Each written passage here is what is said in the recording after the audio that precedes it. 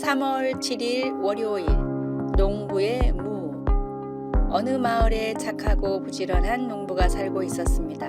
어느 해 농부가 무를 심었더니 농사가 어찌나 잘 됐는지 커다랗고 튼실한 무들을 많이 수확하게 되었습니다.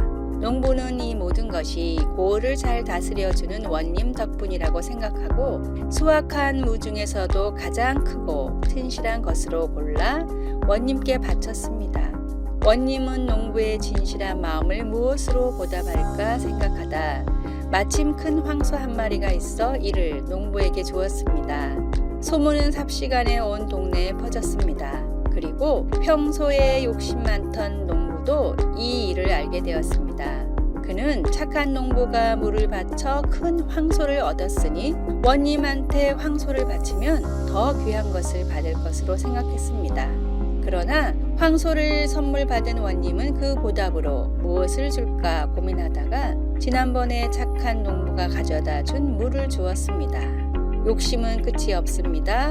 어떤 하나를 가지려고 필요 이상의 것을 탐하다가 모든 걸 잃게 될 수도 있습니다. 작은 것에 항상 감사하는 마음을 갖는다면 우리의 하루는 어제보다 훨씬 행복할 것입니다. 오늘의 말씀. 우리가 세상에 아무것도 가지고 온 것이 없음에 또한 아무것도 가지고 가지 못하리니 우리가 먹을 것과 입을 것이 있은즉 족한 줄로 알 것이니라. 디모데전서 6장 7절에서 8절. 오늘의 찬송 428장 내 영혼의 햇빛 비치니. 오늘의 만나 가장 축복받는 사람이 되려면 가장 감사하는 사람이 되십시오. 3월 8일 화요일 믿는 마음으로 보다. 걸을 때 균형을 잘 잡지 못하는 어느 환자에게 의사는 균형을 잘 잡도록 물리치료를 받으라고 했습니다. 처음 물리치료를 받던 날 치료사가 말했습니다. 보이는 것에만 의존하지 마세요. 심지어 잘못되었을 때도요. 몸의 다른 기관을 제대로 사용해 보세요. 발바닥에 전해지는 감각이나 귀 속에서 알려주는 평형 감각 같은 것도 다 균형 잡는 데 도움이 됩니다. 이 의사의 말은 골리앗과 마주한 양치기 소년 다윗의 이야기를 떠올려 줍니다. 블레셋의 장수 골리앗은 40일이나 이스라엘 군대 앞에서 거들먹거리며 걸으면서 누군가를 보내 자기와 싸우자고 그들을 조롱했습니다. 그런데 이스라엘 사람들은 눈에 보는 것만으로도 두려움에 떨었습니다. 그럴 때 아버지의 심부름으로 형들에게 필요한 것들을 전해주러 온 어린 다윗이 나타났습니다. 다윗은 그 상황을 어떻게 보았습니까? 그는 눈으로 보이는 것이 아닌 하나님을 믿는 믿음으로 보았습니다. 그는 그 거인을 보았지만 하나님께서 그 백성들을 구해주실 것을 믿었습니다. 비록 그는 어린 소년이었지만 사울 왕에게 이렇게 말했습니다. 누구든지 저자 때문에 사기를 이뤄서는 안 됩니다. 제가 나가서 저 블레셋 사람과 싸우겠습니다. 그러고는 골리앗에게 말했습니다. 전쟁의 여호와께 속한 것인즉 그가 너희를 우리 손에 넘기시리라. 그리고 하나님은 바로 그렇게 하셨습니다. 하나님의 성품과 능력을 의지하면 보이는 것보다 믿음으로 더 가깝게 살 수 있게 됩니다. 여러분은 무엇으로 어려움을 겪고 계십니까? 이 시기에 하나님을 믿는 믿음으로 산다는 것은 무엇을 의미할까요? 말씀. 이는 우리가 믿음으로 행하고 보는 것으로 행하지 아니함이로라. 고린도후서 5장 7절. 찬송 545장 이 눈에 아무 증거 아니 배워도. 기도. 하나님, 고난 가운데 의지한다는 것이 무엇을 의미하는지를 보여주소서. 하나님은 능력과 사랑이 많으신 분이십니다. 아멘.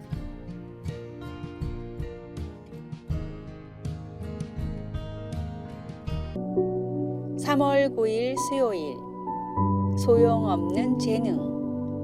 큰 바위 얼굴, 좋은 글씨, 낡은 저택의 이끼 등을 쓴 나다니엘 호소는 18세기 미국을 대표하는 세계적인 작가입니다.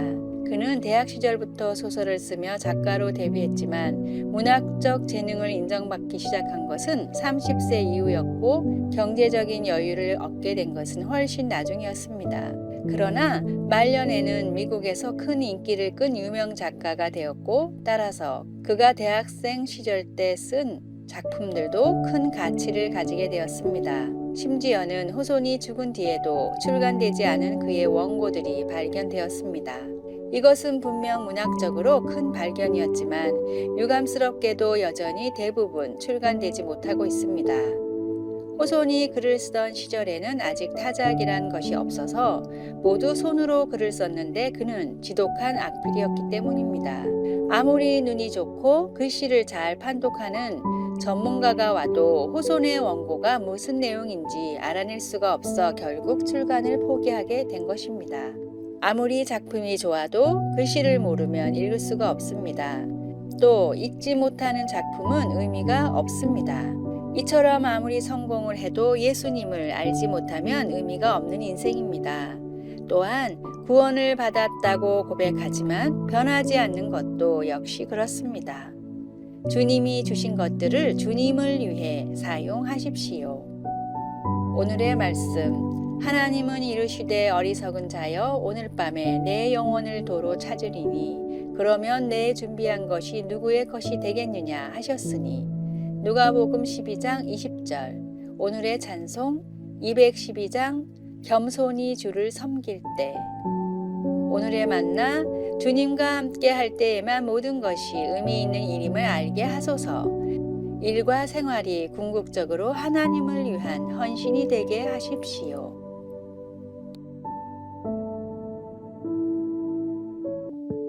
(3월 10일) 목요일. 응답 없는 기도.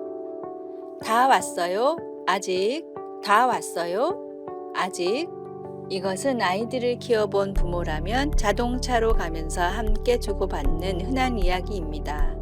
아이가 어찌나 끊임없이 이 말을 반복하는지 만약 한 번 물어볼 때마다 1,000원씩 받았다면 꽤 많은 돈이 쌓였을 것입니다. 그런데 아이들만 다 왔어요? 라는 그 질문에 집착하는 게 아닙니다.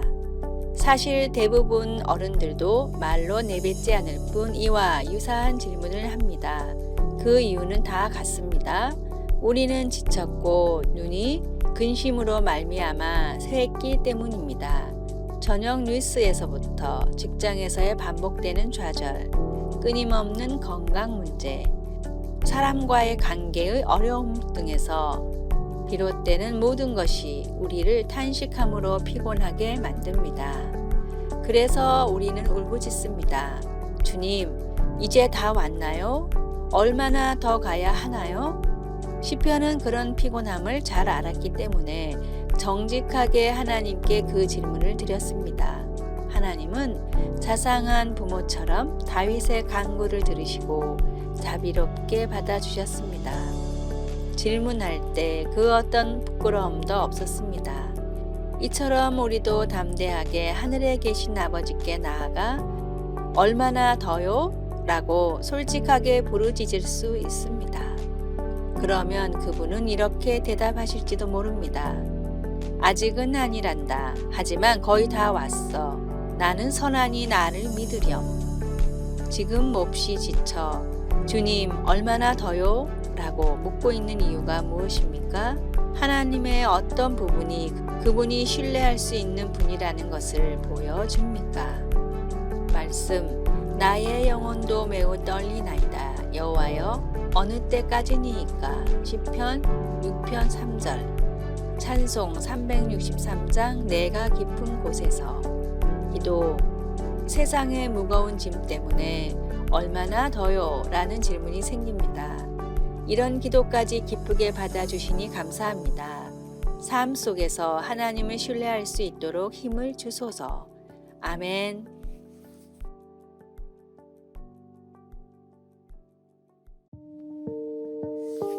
3월 11일 금요일. 할머니의 용서. 문해학교는 어린 시절 초등교육을 받지 못한 어르신들이 한글을 배우는 공간입니다. 문해학교 학생인 박묘순 할머니는 12살 어린 나이에 전라도에서 서울로 상경해 남해 집살이를 시작했습니다. 추운 날씨에도 찬 바닥에서 밥도 제대로 먹지 못하고 주인집 아주머니에게 이유 없는 폭력을 당하기도 하며 지옥 같은 3년을 보냈다고 합니다. 이후 할머니의 오빠가 찾아와 전 재산을 내어주고 나서야 무사히 고향으로 돌아올 수 있었습니다. 이 이야기는 텔레비전 방송 프로그램인 위키즈 on the 블럭에서 한글날 특집으로 방송된 것입니다. 이야기를 듣던 사회자 유재석은 애써 화를 참으며 주인집 분들께 한마디 하시라고 말했습니다. 그런데 박묘순 할머니는 비난과 책망이 아닌 아줌마 편안한 마음으로 잘하고 사십시오. 우리도 잘하고 살겠습니다. 안녕히 계세요. 라며 용서의 말을 남겼습니다. 할머니가 행한 용서는 주변 사람들에게 눈물을 짓게 했습니다.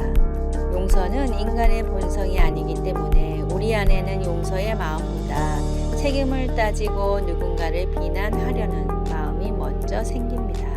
또한 용서하는 것이 불공평하게 느껴지기 때문에 행동으로 옮기기가 쉽지 않습니다. 용서는 어렵고 힘든 일이지만 그리스도인들이 가장 먼저 행해야 하는 가치 있는 일임이 틀림없습니다. 서로를 불쌍히 여기며 용서하는 마음을 통해 놀라운 치유의 문이 열리기를 기도하면 좋겠습니다.